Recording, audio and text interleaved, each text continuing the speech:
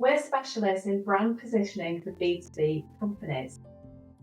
And those that know me know that I love to discover and champion B2B businesses that are doing really amazing things with brand at the kind of core and heart of what they do.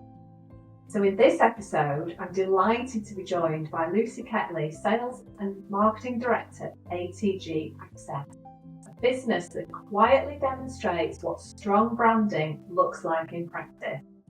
ATG design and manufacture hostile vehicle mitigation solutions for complex and high-risk environments around the world. But what really sets them apart is how clearly they use brand to guide focus, innovation, and long-term decision-making in a highly technical, regulated market. In this conversation, Lucy shares how staying close to customers and government insight shape ATG's strategy, why culture and values are non-negotiable, and how brand helps them differentiate, build trust, and create that value for the long term. We also talk about balancing sales and marketing because Lucy's got a dual role and working with specialist agencies and knowing when to stay focused rather than chase those short-term opportunities. So I really think there's something for everybody in this discussion, and I hope you enjoy it.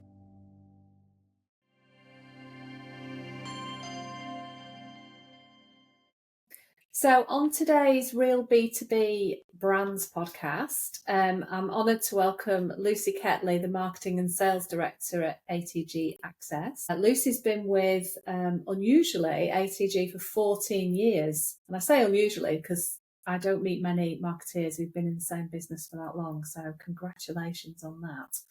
And during that time, she's actually stepped up into this director role that's dual sales and marketing, which we'll touch on in a minute. But a little bit about ATG Access for those that don't know, because this is a business that I've followed for a long time, actually. Do a lot of work in industrial sector, so I'm very interested in ATG Access. They're a UK-based engineering company focused on physical security and access control systems. And they were founded via a management buyout in 1992. They were acquired by Hill & Smith Holdings, PLC. So that'll be interesting just to kind of understand that dynamic as well. And the business focus is on engineering, obviously, but also specification, project management, and global export capability. They're much more than a product supplier, and they're very focused on, from my perception, quality and positioning the brand around service that can be trusted.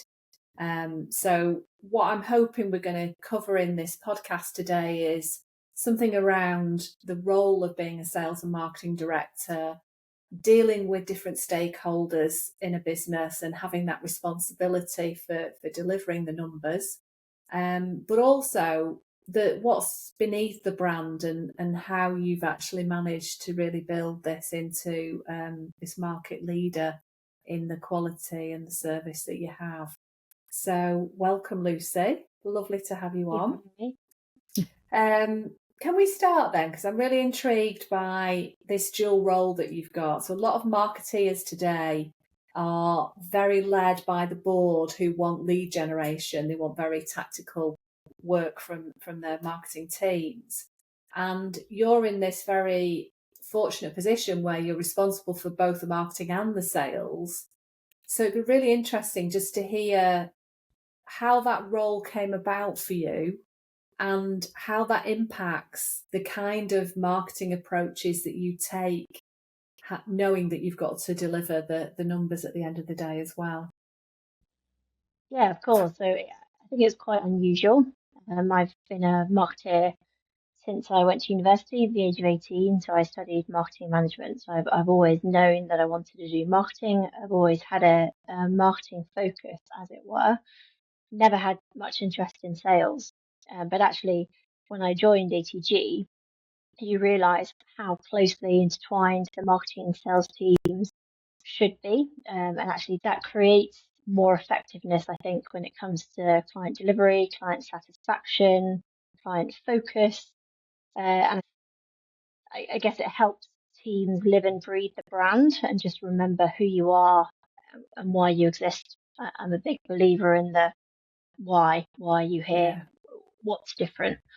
Um, so the role came about for me. So I'd been with ATG, I think it was around 12 years.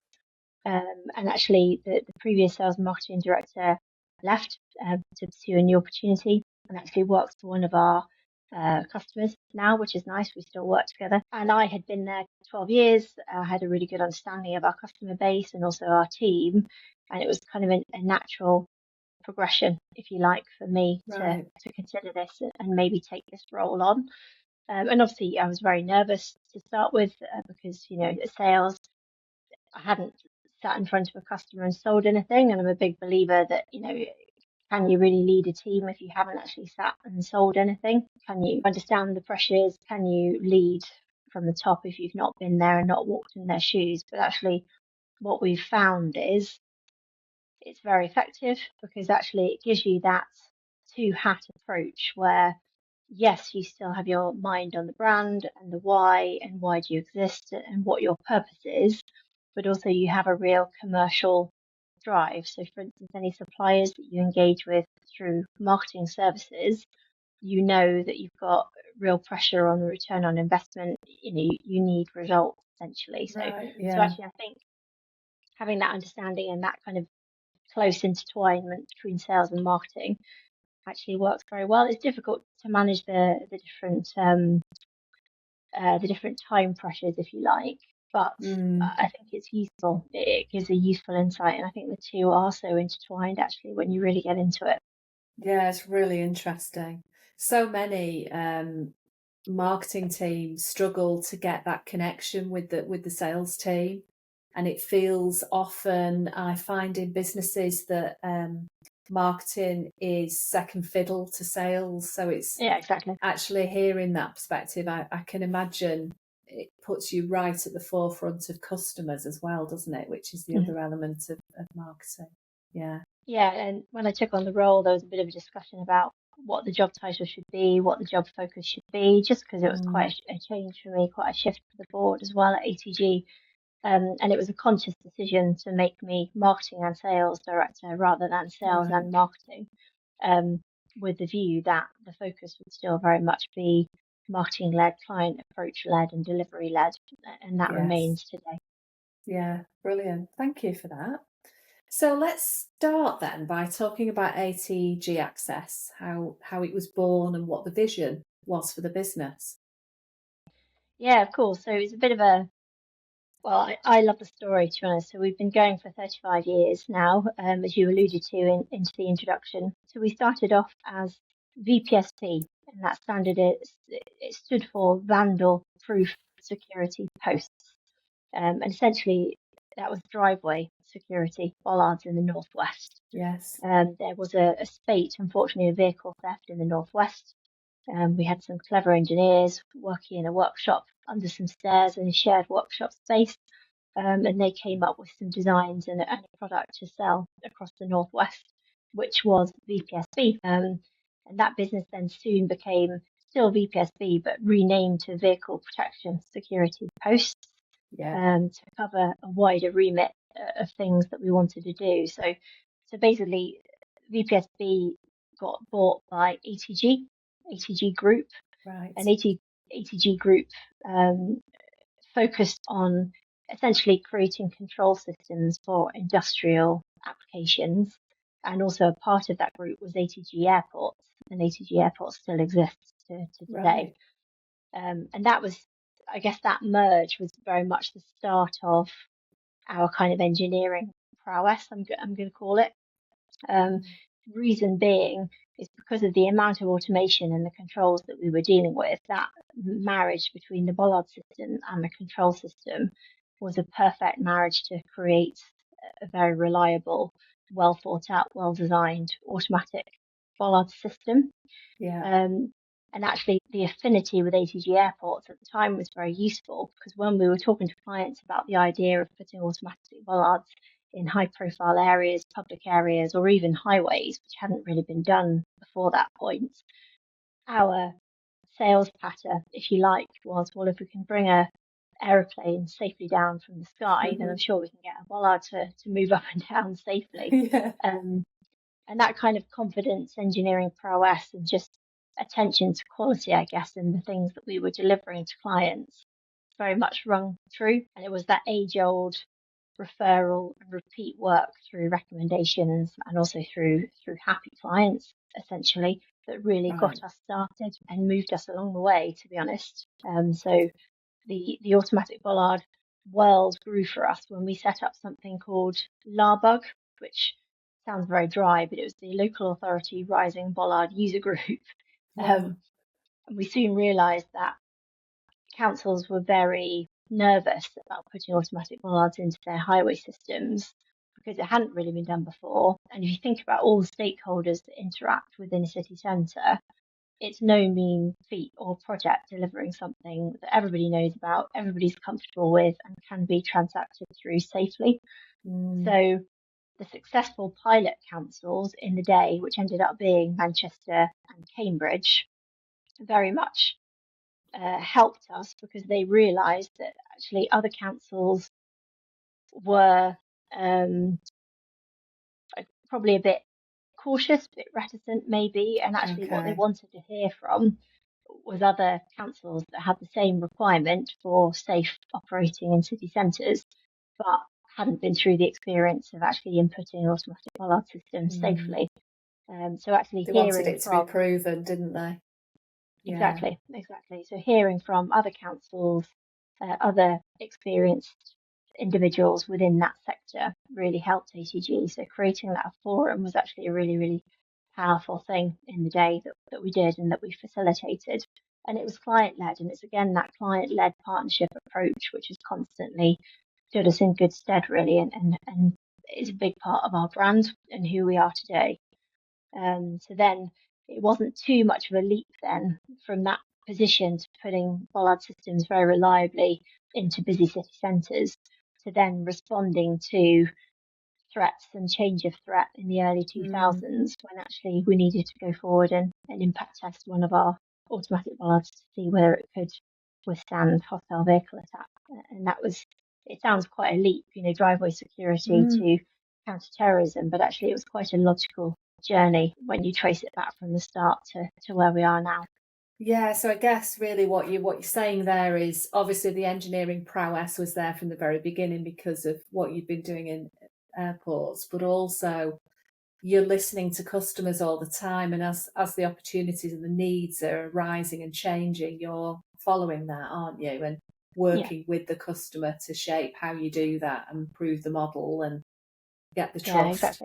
Yeah, exactly. And yeah, the engineering prowess, as I call it, could cope with that change of threat, change of use, change of application. And we took on the challenges each time they rose, yeah. and entered new testing programs, new technology requirements. And again, as you say, working with clients and in partnership to better the things that we're offering. Yeah. So in terms of how you've positioned the brand in the market then, and I kind of from an external perspective, correct me if I'm wrong, but I've seen that as being around being a trusted provider. What's led you to that positioning for the business? How did you arrive at that? We put it down to three things really. So first of all, engineering and design. We're ultimately curious. We like engineering. We've got some curious engineering minds in our business. And so we like taking on challenges. So because of that, we do deliver bespoke requirements and requests. And that helps us because it furthers our knowledge to better tackle problems in the future, but it also broadens our product range constantly. So it's Yes. always been something that we've held very important from day one, which has ultimately resulted in a lot of investment over the years in design and engineering and testing. Right. So that's a big one.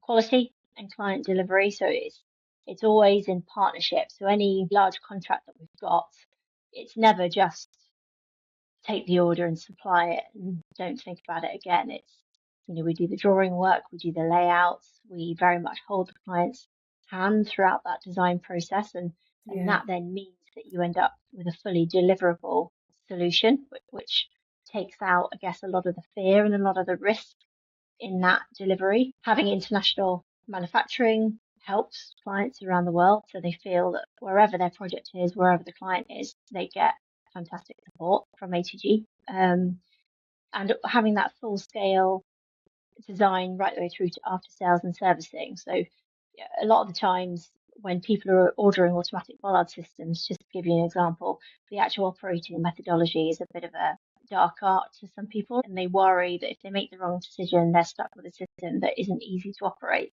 Yeah. And we kind of say to them, don't worry, everything can be changed. It's just software. Okay. And we can work with you. And I think it's that collaborative, partner-led, we're not going to walk away from your approach, which has really helped. Yes. Yes. And then the final thing, you don't get from a bench to supplying some of these really large projects without vision and entrepreneurial spirit. And that really does ring through our business. We have had investment from private equity firms back in the day. We've also now been bought by Hill & Smith.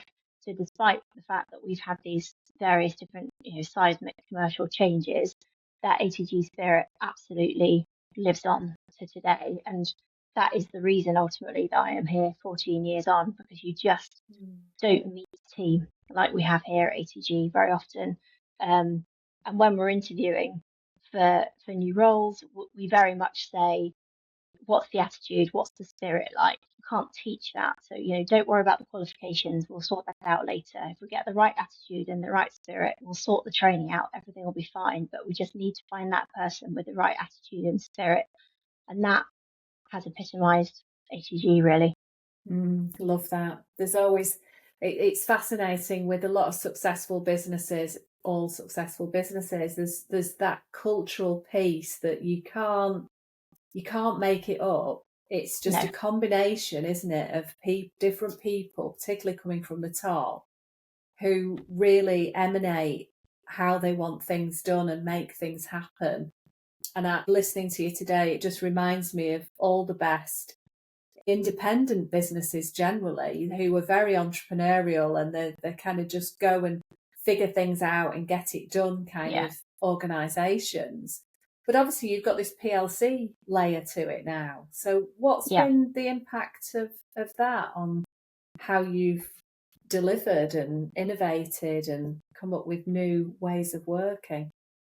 Yeah, sure. So we're really lucky with Hill & Smith's support, particularly at the time that they bought us. It was just before COVID, and actually COVID was a really challenging time. A lot of the construction projects in the UK and internationally halted, so it was a really, really strange time. Right. But they really value CapEx in investment, new product development, training, empowerment of individuals. So it's a really good marriage, to be honest with you.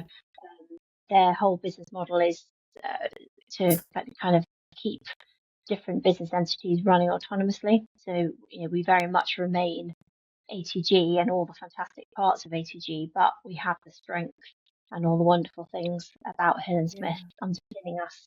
And actually that does help, particularly internationally, when people hear about the fact that you are associated with a PLC. It just provides financial strength and trust, essentially. So it underpins everything that we do, and it is certainly helpful.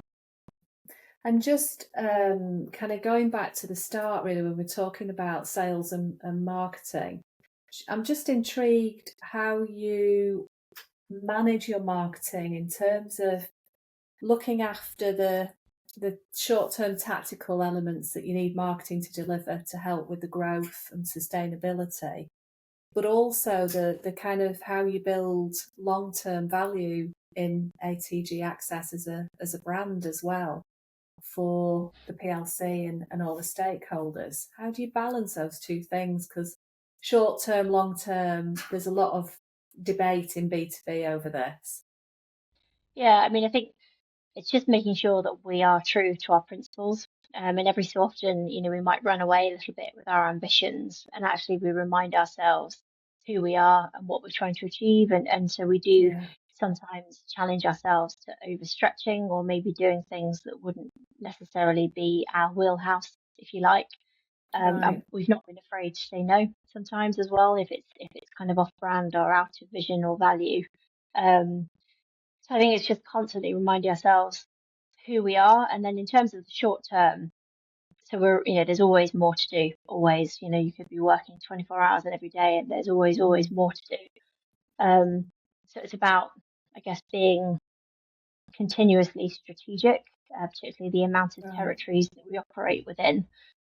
We have a fantastic partner network, so it's about making sure that our partners are looked after, making sure that our direct sales team are very clear on what we're offering, having a really good lead generation strategy, and just making sure that our core vision and values emulate in everything that we do. I think that's probably the key. But it's a challenge for sure, because you get exciting opportunities sometimes, and you do always need to challenge yourself. Does that distract us? Is that a distraction? Do we need to do that? Because actually, coming back to this engineering and design, we do get asked some weird and wonderful things sometimes because people know that we're good at it, and sometimes we do have to say no because it is what I call a distraction. Yeah, love that. I love the fact that you've said as well about remaining strategic. So, you even talk about strategic lead generation plans as well. And I think sometimes what I see, and it's not the same in every business, but in some businesses, there isn't longevity of planning and of thought and action.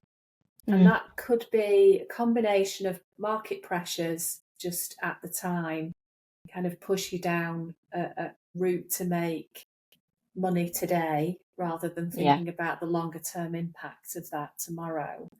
But also, teams and people change and evolve so quickly that somebody comes and goes.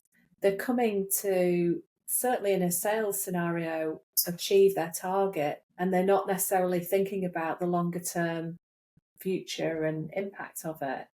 Whereas it just strikes me listening to you today that you are, first of all, you're a director, so that makes a difference. Secondly, you're a strategic marketeer, so you will naturally kind of gravitate towards understanding brand and the longer term impact of your actions as well. But thirdly, you've been in the business such a long time. You're obviously committed to the business. And just 3 massive ticks there for me, I think. Do you see that within the business, that others understand that longer term impact of decision making? Yeah, definitely. I mean, we don't have very high turnover of staff at ATG. We really don't.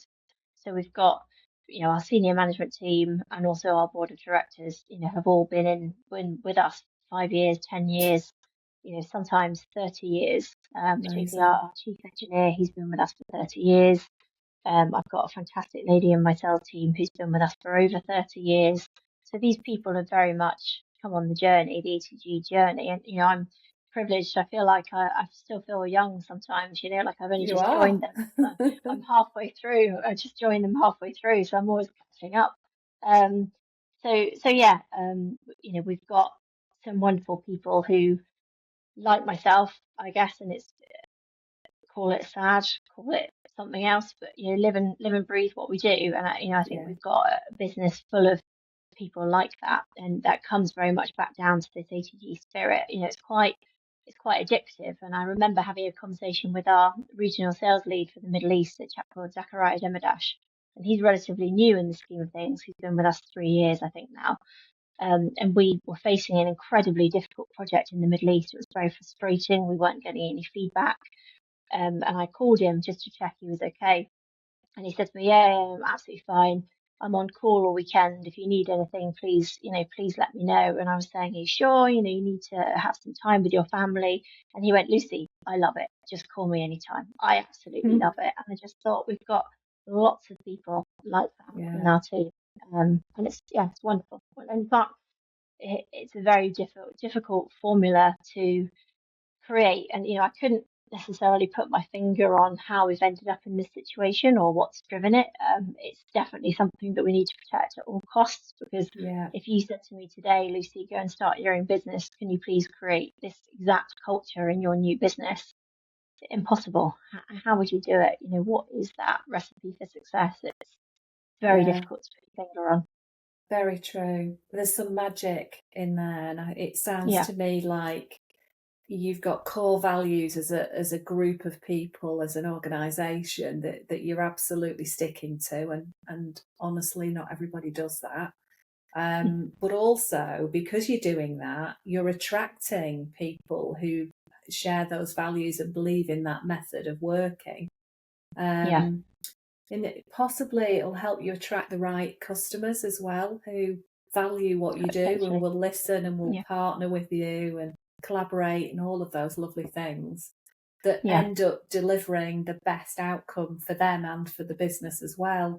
And that's magic, isn't it? It's it not, is. you're Yeah. right, it's not something you can just start business and create that. Mm, It's a long journey. It's a very, yeah, mm, long path to it get is. there, I think. And you don't always know how far reaching it is. So I was on a call with a potential supplier in Europe a couple of months ago. We were doing a presentation to them, and actually it was made up of a team of people who had come from various different competitors. It was quite a unique situation. It was a group of Yeah. companies that had merged and formed to become another company.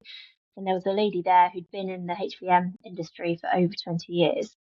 And I said to her, because I hadn't come across her before, what do you know ATG? I was quite maybe a bit naive about it. I said, do you know ATG? And she straight away said, yeah, absolutely. I know that you are the best product provider in the industry. And that's, for somebody who I didn't even, hadn't had a conversation with before, didn't really have any awareness of. Yeah, so it's really far reaching. Competing in B2B today can be tough, especially in complex or established sectors where everyone sounds the same. At Propelled, we help businesses break out of that sameness by grounding strategy in deep customer insight. We capture the voice of the customer to uncover real needs, real decision drivers, and real opportunities. Then we use that knowledge to build a clear, differentiated brand position. The result? Better conversations, stronger leads, and greater pricing power. So tell me then, you've done as a team and a great job of getting that reputation. And like I say, that's how I've always seen ATG Access, for whatever reason, that you're at the top end of the market in terms of the quality Mhm. and the engineering. But tell me how then you must come up against competitive pricing and other challenges from a sales point of view. So, what are those challenges that you face, and how do you think you're able to overcome that because of what you've done with the brand?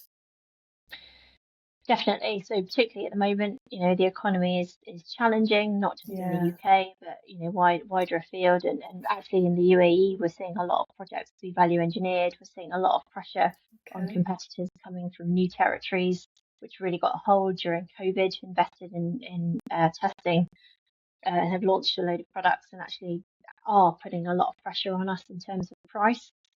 But throughout the design process, we very much focus on long-term product serviceability, Okay. and also long-term performance. So whilst you on a bid tab could cost ATG and work out that we are more expensive than a rival supplier, for instance, if you look at the actual long-term product cycle, our Mm-hmm. products deliver more value and more cost effectiveness long term because of the fact that our products are completely serviceable and they are built for longevity. So it's Yeah. about having a fully clued up sales team and also having those conversations with the right people within that project. And it isn't always easy because economic pressures are as they are, and contractors need to drive value through their projects. But actually, sometimes we haven't been successful. We have lost projects, obviously, as everybody does. And actually, customers have come back to us for the next project, or even sometimes later on in that very project that we originally lost, because they know that whatever it is that they've done or procured or whatever either hasn't been compliant, hasn't been the right thing, and they've had to do some rearguard action to get ATG back into the project to deliver the specification that they were originally meant to be delivering, or they've had a bad experience and they, can't risk it again, and they know that ATG are the ones to come to. So actually, whether it be short term or longer term, people ultimately value ATG's involvement. It doesn't always happen, obviously people have different relationships with other suppliers, but our delivery is proven time and time again. Yeah, absolutely. And just thinking about, obviously you do a lot of global exports. Is everything manufactured in the UK? So the control systems and the hydraulics are, but some of the metal fabrication are manufactured over in Singapore, USA, the UAE, and Malaysia. Okay. Yeah. And how do you manage the marketing to all those different territories So globally? it's through a partner network. So we realized very early on in our export journey that to actually sell directly from the UK would Right. not be feasible or easily scalable. So we put various different strategies in place for Europe, the Middle East, America, and also Southeast Asia and Australia to make sure that we were taking the right country strategy bit by bit to make sure that we would be successful or do the right thing for that particular territory. And that changes all the time. So we're constantly having to review that. So, for instance, in Europe, obviously, to be able to cover the whole of Europe, speak all the languages, understand all the nuances of the different markets in Europe and security would be an awful lot of direct investment from ATG, for instance. So, Yeah. actually, the best thing for us to do and the thing that we do is partner with the individual experts in country. We try and find partners who share our vision, our values, and have a really good alignment with who ATG are and value what we do. And we work with those companies to deliver the same service that we deliver clients in the UK, but direct to their territory. How do you stay ahead of technology and regulation and customer expectation? Sure. So it's a really good question. Things are changing all the time, and obviously in the industry that we work within, a lot of it is to do with emerging threats and emerging technology used by hostile actors, essentially, and it's down to us to keep informed about that, to make sure that our product innovation and development calendar reflects what clients need, essentially, and that's down to stakeholder management. So we have the government, we have an area of the government that looks after the threat intelligence that we get as a country, and that is obviously filtered down to us in the appropriate way to make sure that manufacturers are working in collaboration with government to produce technology to ensure that areas and people are safe in what we specialize within. But also a lot of it is client led, because actually a lot of this technology that might look good on paper or might be successful on a test track can't be installed for whatever reason. And a really good example of that is our shallow foundation technology. So originally, when the threat changed in the early 2000s and we embarked on a testing program with the British government, a lot of the original early door solutions were very deep, very bulky. Bollards were big and fat. They were sort of 300 mil plus in diameter. And actually, the more and more that these products are used and accepted in public locations, technology has needed to move on. So products have needed to be slimmer, more aesthetically appealing, able to be integrated into things like planting, street furniture, and also a lot of city centres don't have the depth available. So the historic threat and where this first started in the UK was possibly around critical national infrastructure. So things like military bases, airports, areas where you may be able to get quite a lot of foundation depth. And as the threats have evolved and changed, a lot of these products are now needed in urban, busy environments, even bridges where foundation depth just isn't feasible. So the threat remains, but actually the product delivery has changed because the foundations are needing to be shallower and shallower. So we work with industry and clients to understand this and the different threats that are emerging. And it comes back to this constant investment in engineering and design to make sure that we are ahead. And I think whilst a lot of the innovation is kind of incremental improvements or changes to make clients' lives easier, there have been probably 2 or 3 what we'd call step changes in the industry in terms of innovations that ATG has absolutely been at the heart of. And that has been an example of our links with industry, customers, and listening to customers ultimately and what's needed. Yeah. So that, it sounds to me like the way you're kind of keeping abreast of everything is making sure that you're very close to customer, but also you're feeding off what's coming through from insights from government, etc. And you'll be doing that on a global scale, won't you? And this is why, again, it's so important to make sure that you're focusing on the areas and the territories where you can actually make a difference and your products and technology do have value. Because you can't, as little old ATG based in the northwest of England, you can't take on the world. It's just, it's not feasible. So you work with partners, you listen to stakeholders, you have, close client relationships, and you just try and focus on the areas where you can really deliver value. Yes. And our services and technology are appreciated and helpful to clients, essentially. Yeah. No, that makes sense. So kind of looking ahead then for you with ATG, what's the vision for the next sort of 5 to 10 years? And I suppose another part of that question is the business thinking that far ahead, or have you found in more recent years that there's shorter term plans, because the world is just upside down and changing so fast, isn't it? Yeah, so it certainly is. I mean, I think in terms of our forward thinking, I think 5 years, yes. I think 10 years, not at this given moment in time. A couple of reasons. First reason being that we just don't know where the threat is going to be going in the next 10 years.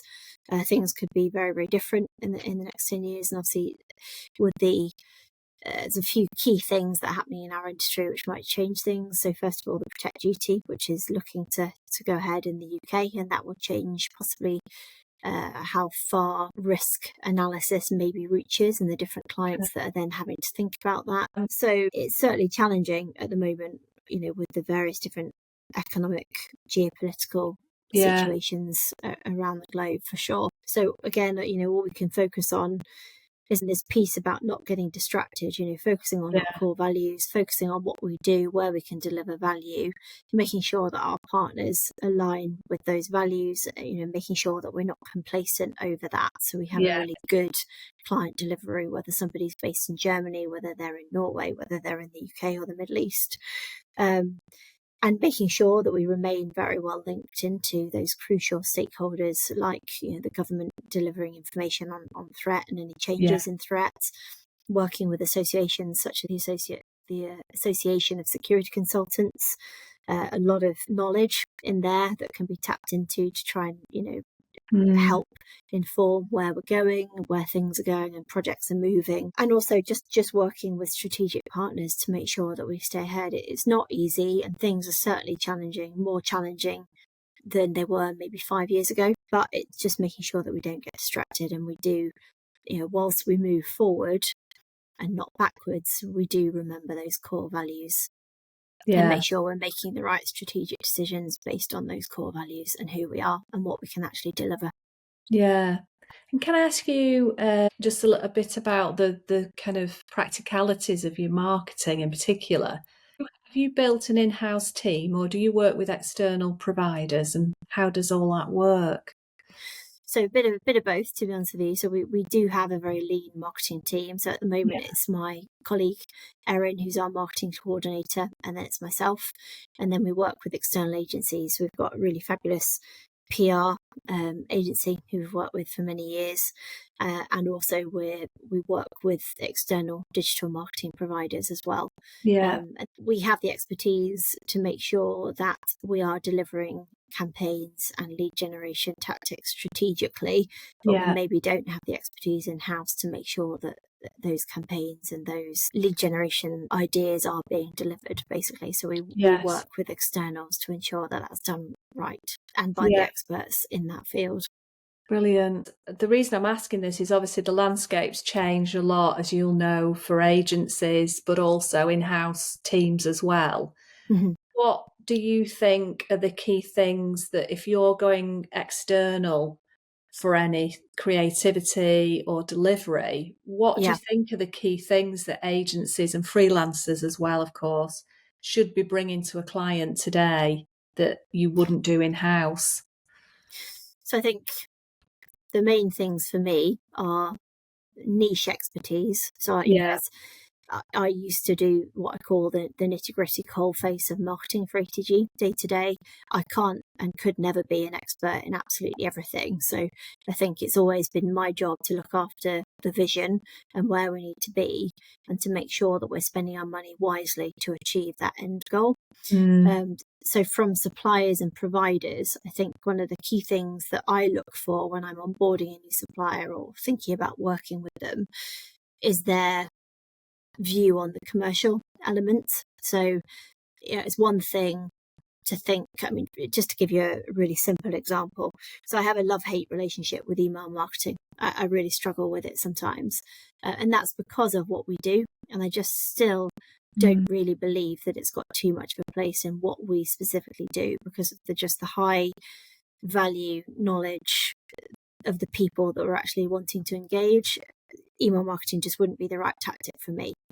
And it's a really silly example, but it's just making sure that suppliers understand that and really understand the information from our client base, to picture them and make sure that they are understanding the right tactics to be able to get them engaged. So having a supplier that has had first-hand experience in the business-to-business sales and marketing world is always something that I look for, because they will understand the commercial pressures, the nuances of it, and the fact that some of the kind of original traditional marketing tactics just might not fit for whatever reason.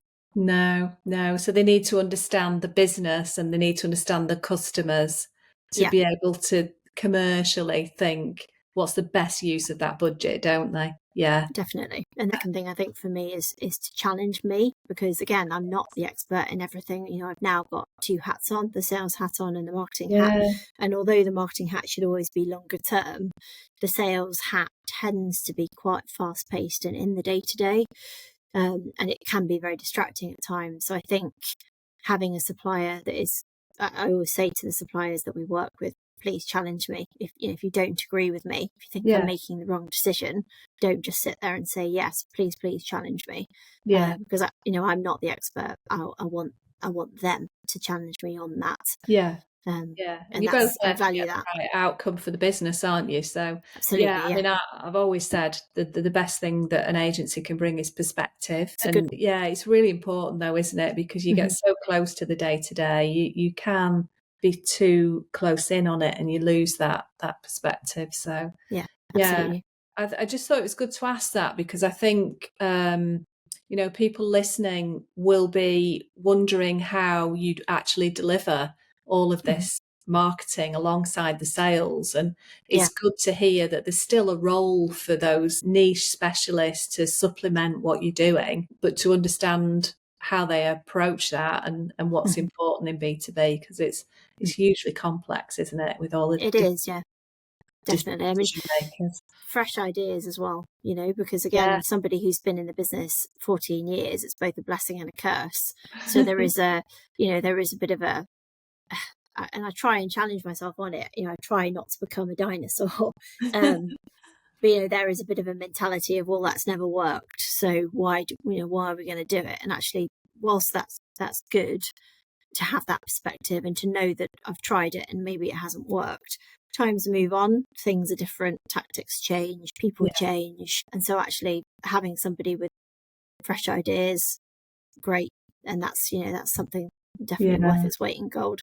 What have been the things that have worked the best for you over the years that you've been in the business in terms of your marketing? So really good question. So I think hands down, working with international, so part of the British government, they actually offer, they're called, I can't remember what they're called now, but they've been called various different names over the years. I think at the moment they're the Department of Business and Trade. Yes. And essentially within embassies around the world, there are desk officers that focus and specialise in different market sectors. So for instance, ours would be defence and security, but also sometimes that's split out. So actually sometimes it is just security, which is even better.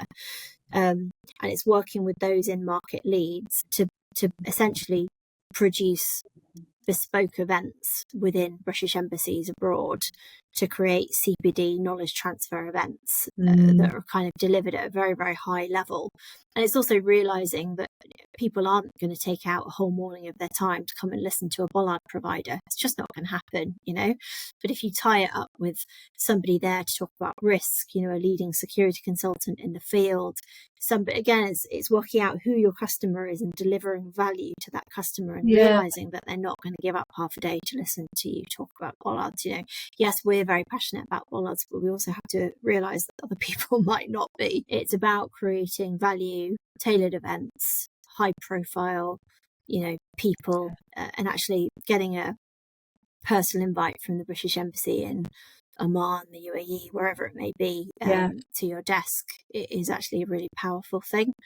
So that's been really, really successful. And we've actually had a lot of our international project work traced to events such as that, or partnership relationships have started at events like that. And it's about finding these people who are, high value, highly engaged and interested. It comes back to that, really. So that's been a big one. And again, it's the people buy from people B2B approach, and that kind of ties into that, to be honest with you. And I think the other one is, particularly after COVID, and it's a lesson, probably a hard lesson really, that we've learnt. Whatever you do, digital marketing is just absolutely fundamental. It really is. And it's not the be all and end all. It needs to go hand in hand with offline B2B, people buy from people tactics. Yes. But in niche sectors such as the ones that we operate within, it's not a heavily brand led industry, as in, it's not like shampoo, for instance, like, Tresemme or L'Oreal or whatever it might be. People Google it. And so I think making sure that you are there and visible at that critical point when people want to find you is just really, really important. And it's particularly after COVID, we've seen a real shift. It's always been important, but we've seen even more importance after COVID, to be honest with you. People still not really in the habit of going to events, people still having this big kind of digital virtual shift. That's been a difficult one for us to keep up with, but we're getting there. You and most B2B companies, I think. But it is fascinating listening about the trade export events, because I had experience of that same team. I'm going back probably 10 years ago in Japan, where we were launching a client over there, and I was blown away by how much support they gave. And again, they allowed us to do an event at the embassy, and as you say, for us, that meant we could build on the Britishness of the brand as well, but also the insight and on the ground knowledge and contacts that they've got is phenomenal.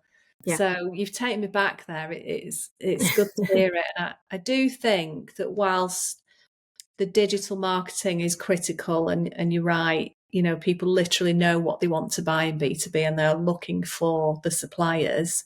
They also then want the trust element of buying from people, and they want to know what's behind the business, don't they? So it's how you bring those increasingly onto your digital channels, to your thought leaders and all the experts in the business, and what's behind the business and how you do things, but still have the personal one-to-one contacts as well. It's all part of the mix, isn't it? Yeah, definitely. And it's really difficult to achieve, because there are so many people now that don't really want to talk to you. They just want all the work to be done online, and then an email to be sent, a quote to be received, and then ultimately that be that. But actually, because we are not just the cheapest, and not just kind of box shifters, if you like, it doesn't work for us, because that doesn't give us an opportunity to sell the value and what we deliver. So it's about marrying that kind of anonymous, faceless, digital inquirer, explorer, versus making sure that they understand who ATG are and all the good things that I've spoken about today, and about who we are and what we do. So it's a challenge. And you don't always get it right, but through trial and tribulation, you just have to be willing to do a bit of experimenting, and hopefully just start investing with the formula that works. Yeah, no, that's great. So let me ask you then, if you were talking to a mid-sized B2B company, not necessarily in your sector, but generally, about building a brand that's trusted, in a specialised technical market, what's the one piece of advice that you would give them? Oh, And so much over these 14 years. How do you pack all that in? I mean, I you can't started decide. with culture, didn't you? And that Yeah, strikes me as being critical to your success. yeah. I can't decide whether it's a bit of both, to be honest with you. So when you say one, it's challenging to work out what's the most important. But culture, absolutely fundamental, because if you get the culture internally right, that will emulate externally and to your clients, and that's a really fantastic way of building a brand from the ground up. So that's very, very important. But also focus. I think that's really important, because it's so easy to become distracted by commercial opportunities that maybe short term might be great, but longer term derail you, distract you, and actually longer term don't create the same success as having a focused strategy might do. So I think it's culture and focus for me. Love that. Yeah, I love that. So the last question then, which I'm going to invite every guest to answer, is, do you have a business brand that you admire? And if so, what is it about them? Oh gosh. Everybody talks about consumer brands, but actually thinking about business brands and, what you admire in one would be really good. So it's one that's just come to my attention very recently, to be honest. And it's actually a company called Strong Door, and they are not a very well known, in kind of general market terms, supplier of security doors at different levels. And the reason that I like them is because they are not afraid of experimenting. Their marketing is full of crazy and wacky ideas, which really pay off. And through that, they are creating quite a unapologetically zany brand. I don't know anything about client delivery. I'm guessing it's good because they seem to be growing at the rate of knots, and you don't do that if you're not proven in delivery. But yeah, I think they've come to my attention recently through a shared provider that we both use, and I started following them on LinkedIn, and actually more and more that I see of them, I just really like what they do, to be honest. Brilliant. I need to have a look. Do you know if they're a young business? They sound like a young business in that behaviour, like a bit disruptive. Yeah, absolutely. They are a bit disruptive, but not necessarily in the products that they produce, but as in, I think, the attitude and how they promote themselves. I think they're quite disruptive in that way. Yeah. So just an example, they did the Strong Door Fest, which, essentially is an open day, and that could sound potentially quite boring for a security door provider, but they made it really, really fun. They kind of turned it into a festival. They did festival merchandise. Just thought it was really, really clever what they did. That.